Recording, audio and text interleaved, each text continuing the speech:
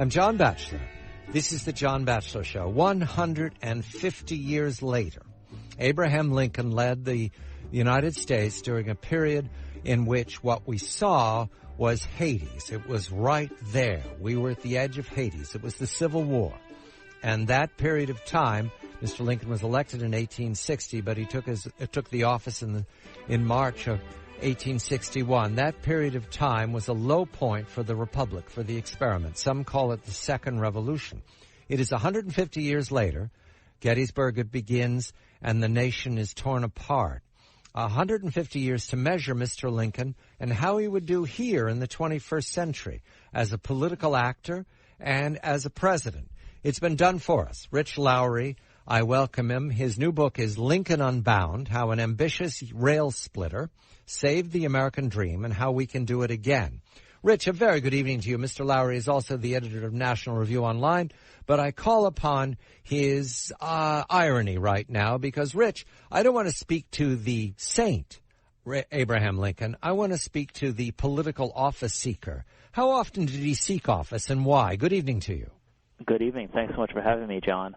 Well, it was the main thing he did in life, really. As soon as he left home, he was age 23, he runs for the Illinois legislature and loses. But in that notice of his candidacy, he wrote in the newspaper upon that first run, I think he had a succinct and eloquent statement of what ambition should be in a small d democratic society, as I think you can get. He said, I want to be esteemed by men and worthy of their esteem.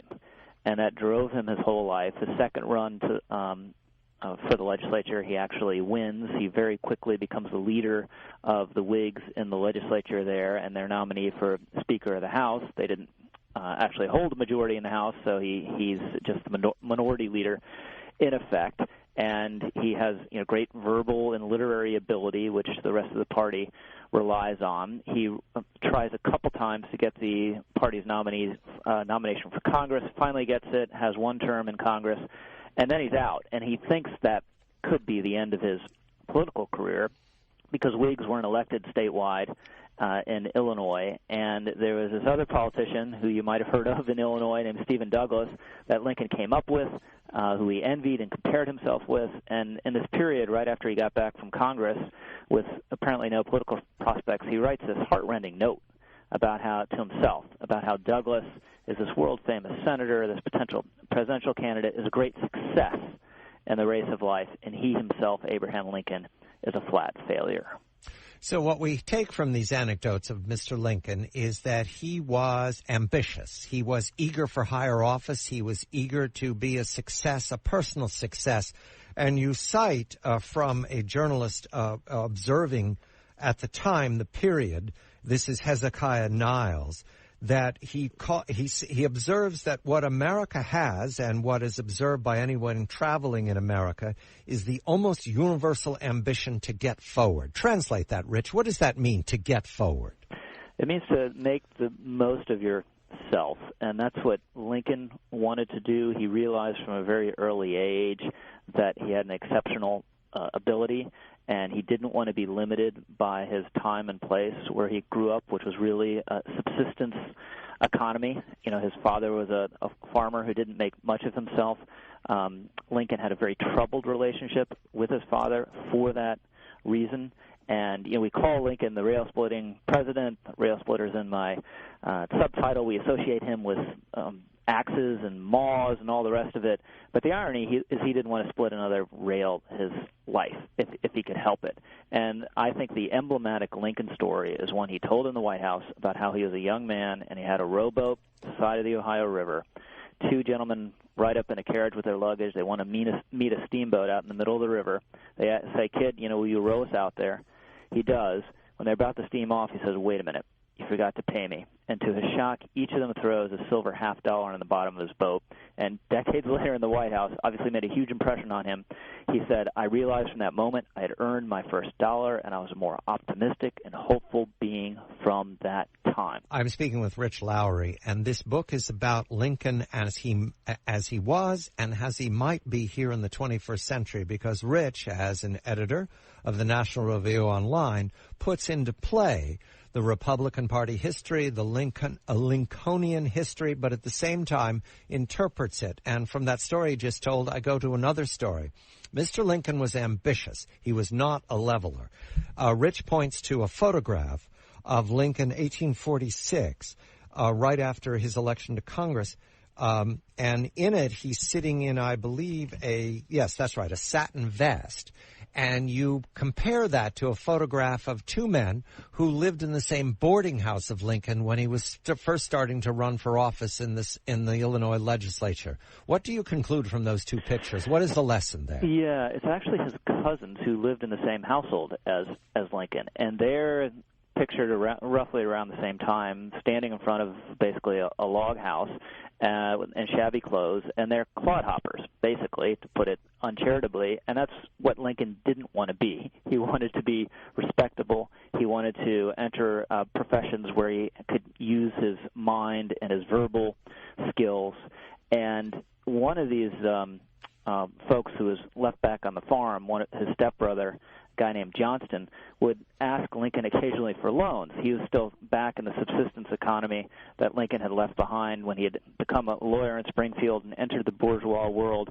And you read, John, the letters that Lincoln wrote back, and they are just excoriating. I mean, I assume they were well-intentioned, but very harsh. He says, the reason why you're so destitute is you idle away all your time. Go to work is the only cure for your case. And work was just a key part of the Lincoln gospel. He quoted over and over again the line from Genesis, thou shalt eat thy bread through the sweat of thy brow, or as Lincoln said it more informally, he who makes the corn should eat the corn. So it was a fundamental principle of Lincoln economics, of Whig and Republican economics at that time, that you have the right to the proceeds of your own labor. The quote is, what is to be done? What is the secret of my success? Work, work, work is the main thing. That's the quote in Rich's book, Lincoln Unbound. And let's apply it immediately to the lessons that you find in your closing chapter, Rich. Embrace what is new. Mr. Lincoln represented the new party, the Revolutionary Party, the Third Party, the Republicans.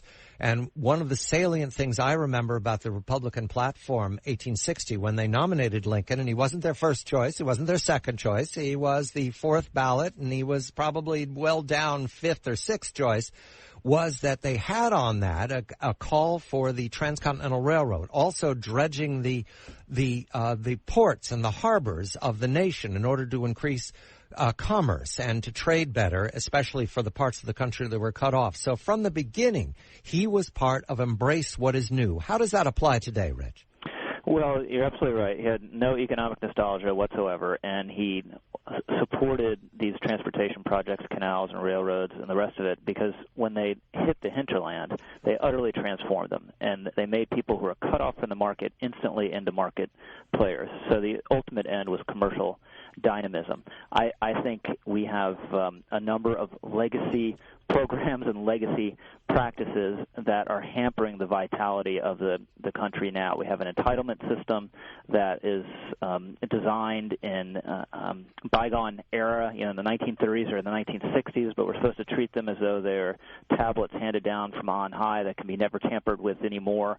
We have an education system that also reflects industrial era assumptions and is broken at the K through 12 level, and is also broken at the college level, I think. And so I think the Lincolnian Trinity would be, how do you make the country more vital economically? How do you enhance education? And finally, and I think this is just important, and goes to the fiber of the people, which is a key part of the Lincoln agenda, is how do we forge a restoration of basic bourgeois habits and virtues. This isn't Bible-thumping stuff. It doesn't have to be moralizing stuff. It just has to be convincing people that marriage, the work ethic, personal responsibility, and self-discipline are the key cultural supports of aspiration in this country. They always have been, and they always will be. I'm speaking to Rich Lowry. The book is Lincoln Unbound, How an Ambitious Young Railsplitter Saved the American Dream and How We Can Do It Again. And when we come back, more of Mr. Lowry's time machine thinking, how Lincoln would regard the 21st century United States of America and what is to be done. I'm John Batchelor. This is The John Batchelor Show.